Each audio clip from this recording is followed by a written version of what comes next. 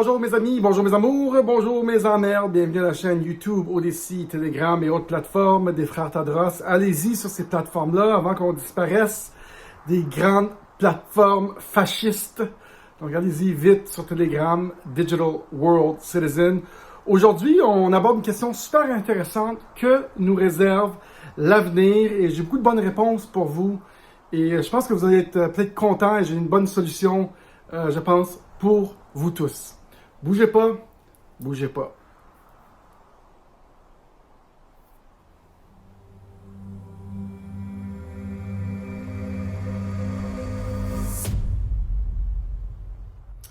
Bonjour tout le monde, j'espère que ça va bien. Bienvenue à la chaîne des frères Tadros. Oui, on a une bonne question qu'on se pose aujourd'hui. Que nous réserve l'avenir? Et j'ai peut-être un semblant de réponse pour vous.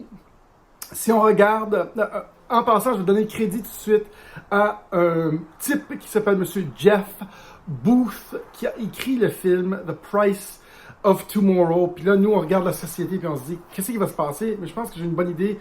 C'est que après ces révolutions du peuple et des révolutions, il y en aura et il y en a encore parce que le gouvernement a effectivement trop de contrôle. Le gouvernement communiste, tyrannique, le gouvernement dictateur a exagéré et continuera à exagérer et il va y avoir un soulèvement du peuple. Suite à ce soulèvement du peuple, les figures en autorité vont être changées. On va les déplacer, on va faire des putschs, on va faire ce qu'il faut. Et ça se passera partout dans le monde. Parce que la révolution du peuple, c'est très fort, ça parle beaucoup plus que les gouvernements. Mais après ça, savez-vous ce qui va se passer? Il n'y a pas beaucoup de monde qui réalise ce qui va se passer. C'est qu'on va mettre quelqu'un en place à qui on va donner le pouvoir dans ces temps de désespoir pour qu'il règle nos problèmes. Et savez-vous qu'est-ce que cette personne-là va faire? Il va nous donner tout ce qu'on veut. Oh, les prix sont trop hauts. On va vous donner plus d'argent. On va vous donner un système, un salaire universel. On va mettre un plafond sur les prix. Et encore une fois, ces gens-là au pouvoir vont faire des interventions qui ne sont pas supposées faire dans un marché libre, effectivement débalançant davantage le système. Ils sont comme dans un guet-apens, il n'y a aucune issue. Ça va exacerber le problème des prix, de l'inflation. Il y a deux systèmes qui se battent présentement. Les systèmes technologiques qui baissent les prix et ce vieux système qui monte les prix, système de dette, de contrôle d'argent, d'impression monétaire. Et ça fait monter les prix. Et ces deux systèmes-là se battent front à front. Et ces politiciens ou ces leaders à qui on va donner le pouvoir dans des temps de désespoir vont faire ce qu'on a besoin, mais ils font effectivement la mauvaise chose. Et d'habitude, ces cycles-là se terminent avec beaucoup de chicanes à l'intérieur, des guerres civiles à l'intérieur et des guerres avec d'autres pays. Historiquement, dans le long arche de l'histoire, ces situations-là commencent des guerres, ça dure 4 ans et la nation gagnante prend le contrôle et ça devient la monnaie gagnante. Par exemple, les États-Unis sont la monnaie gagnante du monde entier et ils se disent encore une fois, faites-nous confiance, on ne fera pas la même erreur. Mais le problème ici, c'est que l'argent, les devises ne devraient pas être dans le domaine du politique. Ça ne devrait pas être dans le domaine du gouvernement qui contrôle ça. Ça n'appartient pas à la politique. L'argent de personne à personne. Et donc, c'est la première fois dans l'histoire qu'on a une solution à l'extérieur de ce système-là. Et ça, c'est l'adoption des crypto-monnaies. À défaut d'avoir une guerre qui fait un reset, on a une nouvelle solution. C'est la première fois dans l'histoire qu'on a cette solution-là disponible à nous tous. Une solution qui va apporter la paix, l'espoir, plus d'argent, parce que ça va être, oui, la monnaie est inflationnaire, mais regarde, il n'y a pas un politicien qui contrôle ça, c'est les peuples qui contrôlent ça, et ça revient dans le domaine des populations qui vont contrôler cet outil technologique de personne à personne, sans avoir un gouvernement qui l'imprime. Une des règles de Bitcoin, c'est qu'il va toujours en avoir un montant fixe. Ils ne peuvent pas imprimer plus, faire du QE, du quantitative easing, ne peuvent pas imprimer cet argent comme ils sont en train de le faire et comme ils vont continuer de faire pour les années à venir. Eux vont continuer à le faire de façon exponentielle parce que c'est le seul outil pour se sortir de ce merdier.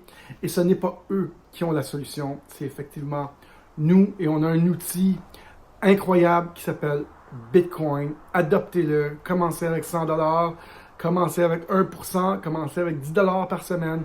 Mais commencez avec ça et vous allez voir que le prix du Bitcoin va augmenter de beaucoup pendant que l'inflation va monter dans tous les produits. C'est effectivement le safe haven, la bouée de sauvetage pour ces temps difficiles. Les gens doivent réaliser que c'est une des seules solutions pour les moments qu'on vit. Ce n'est pas les gouvernements qui vont régler ça. Ça peut prendre jusqu'à 10, 15 ans. Ça va devenir la monnaie du monde. On appelle ça hyper-bitcoinization. On a le El Salvador qui l'a adopté pour ses citoyens. On a la Russie qui a annoncé cette semaine qu'elle allait rendre légal comme échange, monnaie d'échange. Certes, il y a peut-être des désavantages à Bitcoin parce que ce n'est pas une monnaie pour un argent, pour faire de la fraude ou quoi que ce soit. On peut voir toutes les transactions sur un registre public. Et donc, c'est pas bon pour ça. Mais moi, je me méfie beaucoup plus des monnaies digitales, l'argent digital, des pays qu'on appelle les CBDC, Central Bank Digital Currencies. Ça, je m'inquiète de ça beaucoup plus parce que c'est centralisé, encore une fois. Ils vont pouvoir faire ce qu'ils veulent avec ça et c'est un moyen de contrôle des peuples. Ces monnaies digitales des pays. Bitcoin est complètement le contraire, adopté par les gens.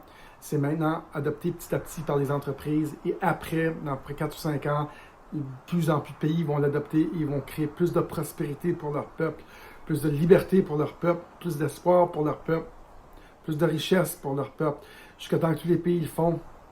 Les pays à la fin de ce cycle-là vont continuer à faire de l'impression monétaire, du quantitative easing, pour acheter du Bitcoin, ce qui va nous rendre, nous, plus riches, si on veut. Et donc, une des seules solutions, mesdames et messieurs, je pense que c'est ça qui nous arrive dans notre futur. J'espère que ça vous fait, ça fait un petit peu de sens. Vous ne connaissez pas, évidemment, tout ce que je connais au niveau de ces systèmes-là, au niveau de la crypto-monnaie. On a un projet hyper intéressant qui s'appelle la communauté. C'est une communauté, le Nouvelle Società, le nom qu'on a trouvé aujourd'hui. C'est une communauté de personnes qui veulent se rassembler, mettre ensemble dans un parc immobilier où tout le monde participe. On a une maison présentement qui commence à 125 000 et ça crée du revenu. Ça crée du revenu avec le mining rig, le rig de minage de Bitcoin, Ethereum. Ça crée entre à peu près 300 et 500 $ par mois. Ça paye la maison. Et on est en train de créer une communauté sur la rive nord, à Jersey, et bientôt sur la rive sud. Ceux qui sont intéressés à ce genre de concept-là, on a des maisons offertes sur cette communauté. Ça va être incroyable comme projet. On commence à créer une liste de personnes qui voudraient y participer, des maisons qu'on va livrer en 2023, mais on a déjà 3 terrains disponibles présentement à Jersey. Ceux que ça intéresse, n'hésitez pas de m'écrire Daniel Tadros 869@gmail.com. On va vous envoyer des informations. J'espère que ça vous aide. On va en parler un petit peu plus de cet avenir. La solution n'est pas notre gouvernement. Reprenons notre souveraineté, tout le monde. On a des solutions bien meilleures que ce que le gouvernement pense qu'il peut faire ou peut régler. On n'est même pas rendu là. On va les sortir, mais les prochains, ils vont penser pouvoir nous aider à cause de ces révolutions-là. Ils ne nous aideront pas. Ils vont exacerber le problème. Salut tout le monde. À la prochaine. Ciao, bye. Agent 007, Daniel Tadros ici pour vous désinformer. Beaucoup plus pire que TVA et Radio-Canada et les autres qui sont des outils de propagande. Salut tout le monde. À la prochaine. Bye bye.